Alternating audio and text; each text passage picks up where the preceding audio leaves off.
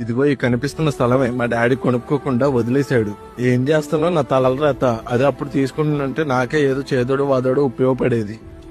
ఏ బాలు ఏంటి ఇటు వచ్చారు? ఏం లేదు పెద్దమ్మ, ఇక్కడ ఏదో స్థలం ఉందంటే చూడడానికి వచ్చాము. అవునా, మరి తీసుకుంటారా? ఎక్కడ పెద్దమ్మ, 10 లక్షలు చెప్తున్నారు. నాకు ఇంట్లో ఖర్చులకి పిల్లల స్కూల్ ఫీజులకే సరిపోతున్నాయి నా జీతం. ఇంకా 10 లక్షలు ఎక్కడి నుంచి ఆయన అప్పు తీసుకొచ్చి కట్టాలి పెద్దమ్మ. ఇప్పుడు నువ్వు ఎలాగో బాధ్యతల గురించి మాట్లాడుతున్నావు, మీ నాన్నకు కూడా అప్పుడు అవే బాధ్యతలు ఉన్నాయి కాబట్టి తీసుకొని ఉన్నాడు. ఇప్పుడు మీ నాన్న తీసుకోలేదని నువ్వు ఎలా అంటున్నావు? రేపు నీ పిల్లలు కూడా నువ్వు తీసుకోలేదని నిన్ను అలాగే అంటారు. అప్పుడు 10,000 ఇప్పుడు 10 లక్షలు రా. ఇప్పుడు 10 లక్షలే రేపు ₹1,00,00,000 రా.